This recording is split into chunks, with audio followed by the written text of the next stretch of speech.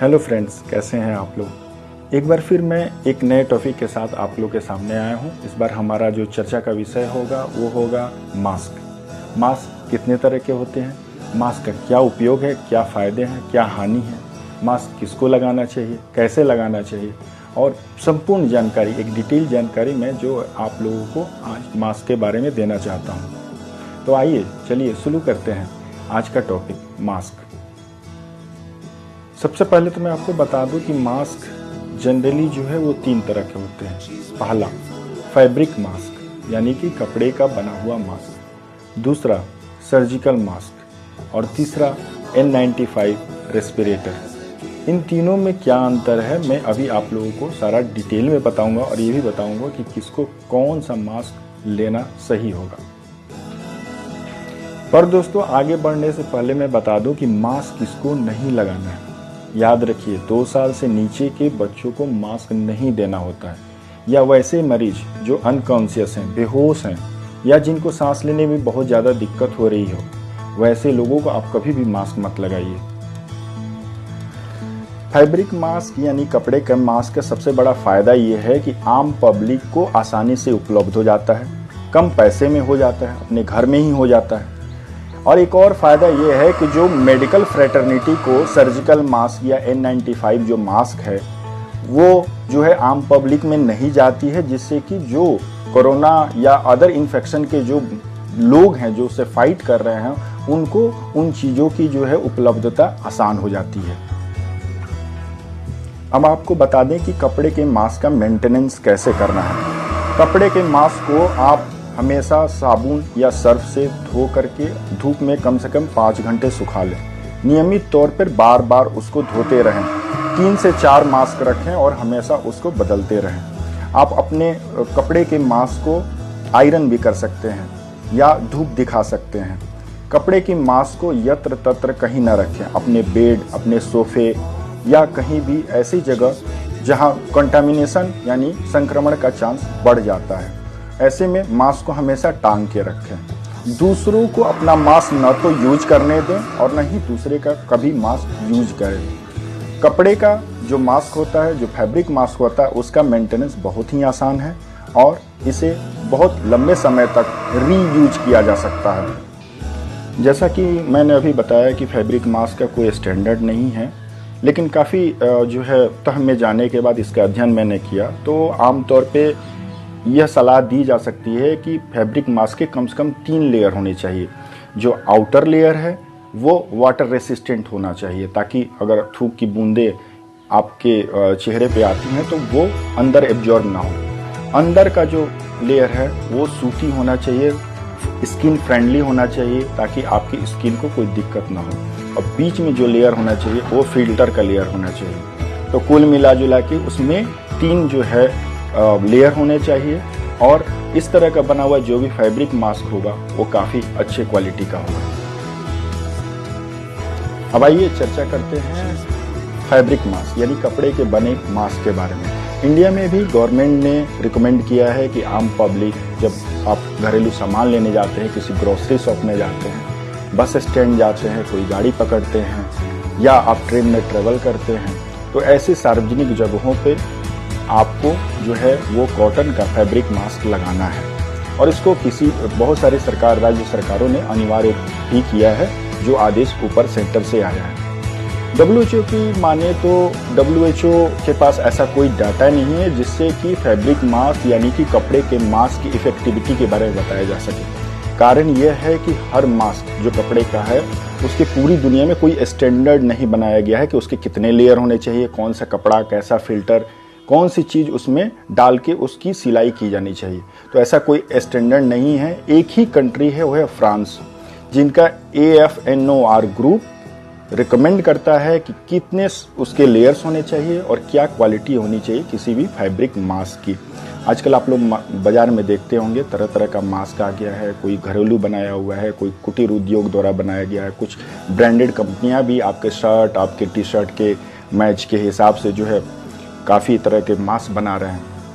तो ऐसे में कहना कि फैब्रिक मास्क से कितना जो है वायरस प्रोटेक्शन होता है ये तो बड़ा मुश्किल है, क्योंकि अलग अलग तरह की होती हैं, इनका कोई स्टैंडर्ड नहीं होता है। हालांकि यह काफ़ी इफ़ेक्टिव है। अगर आप बीमार हैं तो दूसरे तक ड्रॉपलेट जाने से, थूक की जो छोटी छोटी कड़े होती हैं उससे आपका बचाव करता है, दूसरे का बचाव करता है, और दूसरे जब बीमार होते हैं तो आपका बचाव करता है। तो आम पब्लिक में मास्क को लगाना काफ़ी इफ़ेक्टिव है। सोशल डिस्टेंसिंग जहाँ नहीं हो पाता है ऐसे जगहों पे WHO बोलता है कि आप अगर 1 मीटर या कम से कम 3.5 फीट की दूरी अगर मेंटेन नहीं कर पाते हैं तो आपको फैब्रिक मास्क लगाना चाहिए। फैब्रिक मास्क के बाद अब हम लोग बात करते हैं मेडिकल मास्क या रेस्पिरेटर के बारे में। मेडिकल मास्क 2 तरह का होता है। एक तो होता है सर्जिकल मास्क जो रूटीनली यूज किया जाता है, और एक होते हैं रेस्पिरेटर जैसे N95। जो सर्जिकल मास्क होते हैं उनका अपना रिकमेंडेशन है, उनका अपना उपयोग है। जो रेस्पिरेटर हैं उनका अपना जो है उपयोग है।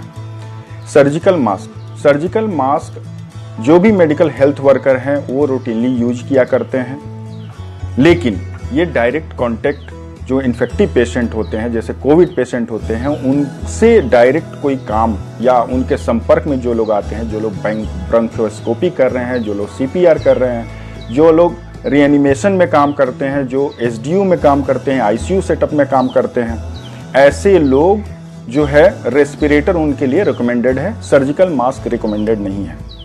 सर्जिकल मास्क रिकमेंडेड है उन लोगों के लिए जो ट्राइज में काम कर रहे हैं, जो वार्ड में काम कर रहे हैं, जहां उनका डायरेक्ट कांटेक्ट जो है नहीं है उनके सलाइवा से या किसी बॉडी फ्लूइड से, जहां संभावना कम होती है वहां पर जो है सर्जिकल मास्क का यूज हो जाता है। सर्जिकल मास्क ये गारंटी नहीं देता है कि वो आपको वायरस या बैक्टीरिया से बचाएगा।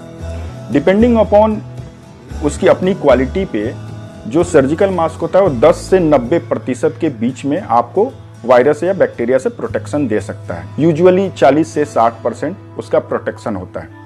अब सर्जिकल मास्क का भी अपना सर्टिफिकेशन है, 3 लेयर होते हैं, कुछ 2 लेयर होते हैं, इसलिए ये जो प्रोटेक्शन की एफिशिएंसी है वो अलग अलग होती है। अब हम लोग बात करेंगे ये कि सर्जिकल मास्क कैसे यूज किया जाता है और सर्जिकल मास्क कितनी बार आप यूज कर सकते हैं। देखा जाए तो सर्जिकल मास्क केवल सिंगल यूज के लिए होता है। आपने पहना और उसको फेंक दिया, उसको ना तो आपको वॉश करना चाहिए ना ही लंबे समय तक यूज करना चाहिए। अब कैसे इसको पहनना है तो हम आपको बताएं कि कभी भी मास्क के बाहरी वाले सरफेस को, सर्जिकल मास्क के बाहरी वाले सरफेस को आपको टच नहीं करना होता है। उसके दोनों रबर बैंड को लेना होता है और सीधा उसको अपने कान पे चढ़ा लेना होता है, और ऊपर में एक होता है मेटेलिक रॉड टाइप का जिसको अपने नाक पे स्नगली दबा करके रख देना है ताकि एयर जो है टाइट हो। सर्जिकल मास्क की एक कमी ये है कि साइड से वो आपके फेस पे स्नगली फिट नहीं होता है, इसलिए ब्रीदिंग जो है साइड से भी होती रहती है, जबकि रेस्पिरेटर में ऐसा नहीं होता। रेस्पिरेटर बहुत स्नगली फिट होता है और जो भी एयर आप इनहेल करते हैं, अंदर लेते हैं, वो रेस्पिरेटर के जो मटेरियल होती है उसके थ्रू आती है। अब आइए बात करते हैं रेस्पिरेटर की।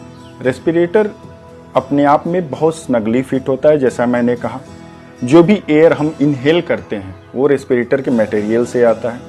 रेस्पिरेटर को लंबे समय तक यूज किया जा सकता है जब तक कि वो स्वाइल ना हो जाए, जब तक कि उसके पोर्स जो हैं वो डैमेज ना हो जाए, ब्लॉक ना हो जाए, चॉक ना हो जाए। तो रेस्पिरेटर ज़्यादा प्रोटेक्शन देता है, जैसे 85, 90, 95, 99%, 100%। आपने ये सब सुना होगा। N95, what is 95? तो एक स्टैंडर्ड है 0.3 माइक्रोन। 0.3 माइक्रोन का जो पोर होता है, जो छेद होता है, उससे कितना फिल्ट्रेशन हो रहा है, कितना फिल्ट्रेशन की इफिशियंसी है उस मास्क या रेस्पिरेटर में, उसी के डिपेंडिंग इसका जो है स्टैंडर्डाइजेशन किया जाता है। अब N95 का मतलब है कि 95% 0.3 माइक्रोन जो पार्टिकल्स होते हैं इससे रुक जाते हैं। मास्क पे जैसे N95, what is N?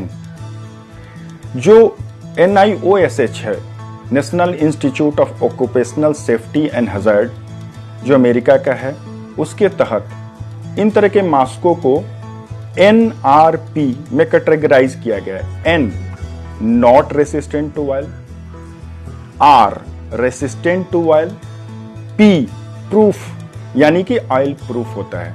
NRP अगर N95 है तो नॉट रेसिस्टेंट टू ऑयल है और 95% इसकी एफिशिएंसी है 0.3 माइक्रोन पार्टिकल्स को रोकने की।